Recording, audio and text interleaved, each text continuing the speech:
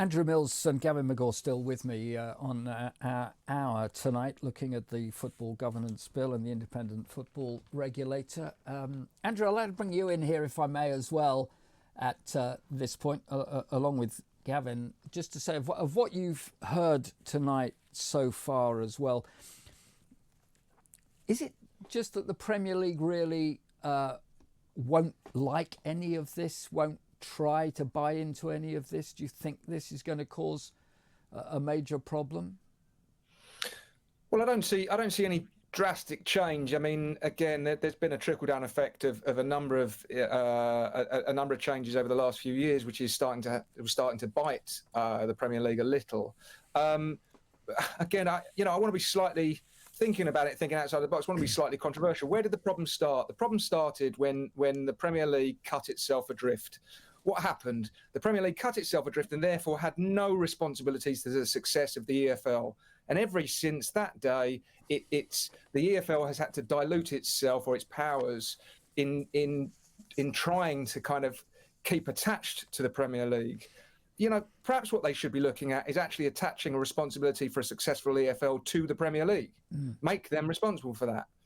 If they aren't and can't do that, then again, what worries me is we gloss over it. And I don't mean you two gents. I mean myself and a number of the guests that have been in these rooms gloss over the fact that the distribution of funds is, as Rick said, as Mark said, it's 80% to the Championship, 12% to League One, 8% to League Two.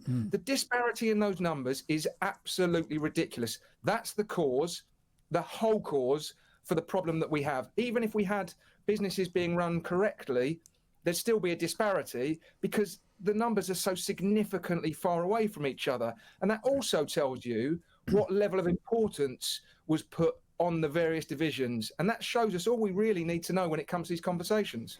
Chris Forion is Leicester Till I Die, Leicester City Football Club. Good evening to you, Chris. Do join in the conversation here. I mean, Leicester City, of course, somehow the club that managed to beat the so-called top six and win, as you did in that fantastic season, the Premier League. But of course, things beginning to once more go wrong, and finance being at the bottom of all of this. It is, and I've got to say, I've heard nothing tonight from any of the guests that have been on in the last hour that convinces me as a football fan that things are going to get any better. Nobody's bothered about us football fans. We all heard, when it was COVID, we missed the fans. You know, we got kickoffs at some unearthly time because somebody sold our soul to the TV companies. We've had Mike Parry. Honestly, have you ever heard as much BS as that?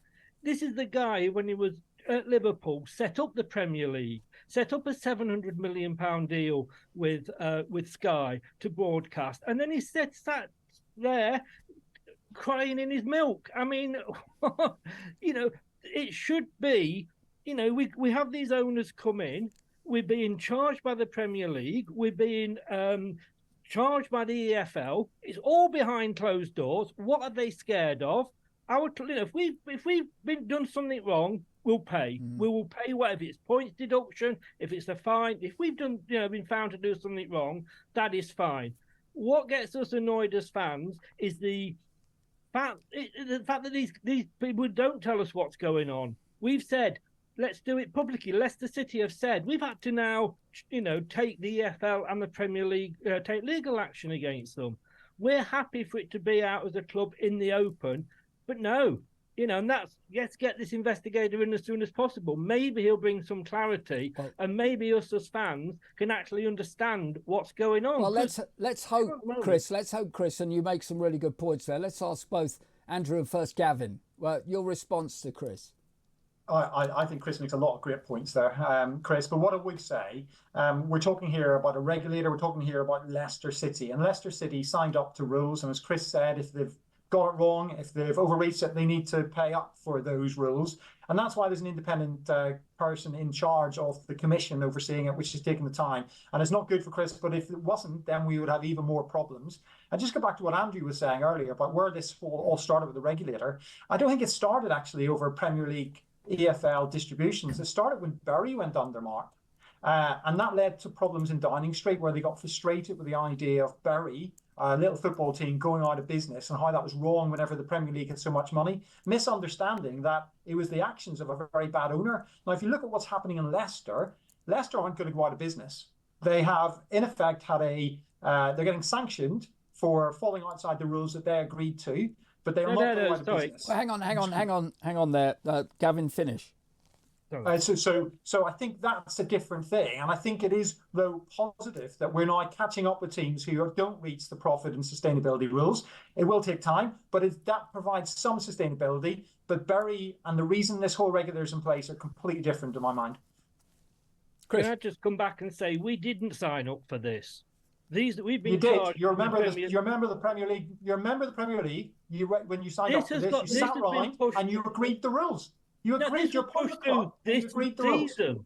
This was pushed through this season, this extra fast-tracking clubs. We're not in the Premier League this season. You may have noticed. You signed up to the rules about losses in the Premier League. And but we didn't sign up to this fast track. Great club. And we are being charged. We are being charged because we've not produced our accounts. Well, according to the new rules, we don't have to. We did not sign up to those super fast rules. And if this is the case, what's happening with Manchester City? What's happening with Chelsea? Why are Everton, Nottingham Forest, Leicester, and who knows what other small clubs being picked on? It's bully boy tactics by the EFL, by the Premier League. Chris, there are Andrew, come in here and add to this.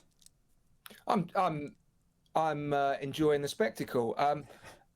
Only because I think, again, what Chris is doing. Chris is raising his honest concerns with the manner and the way which this is all communicated. What Gavin is trying to do, Chris, is suggest that, as unpalatable as it now is, there would have been a block of rules and regulations that all member clubs would have understood and would have known. However, there has absolutely been a change in how they're dealt with. There's a change in the severity and the speed.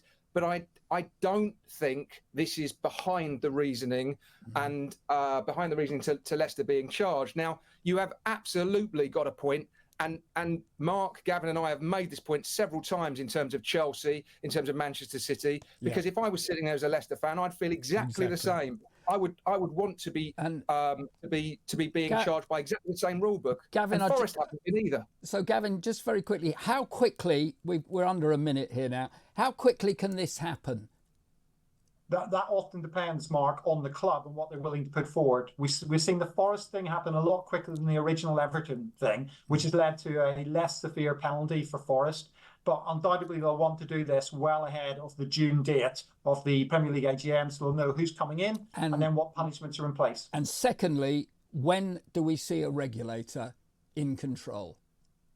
Oh, I think that'll take some time. So I think certainly by the end of the year, we'll see a lot more firm action on that. Appointment of a chief exec probably in the next 3 months.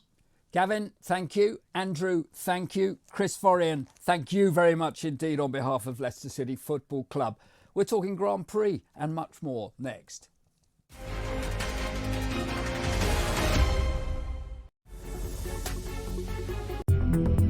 Thanks for watching. These videos are tremendous. You'd better like them too, or I'll be back. The TalkSport Fan Network is the ultimate on-demand destination for the UK's best fan-led football podcasts, including Leicester Till I Die, independent analysis and reaction for the Foxes faithful. The TalkSport Fan Network. Unbeatable club-dedicated content created by the fans, for the fans. Follow the podcast on the TalkSport Fan Network.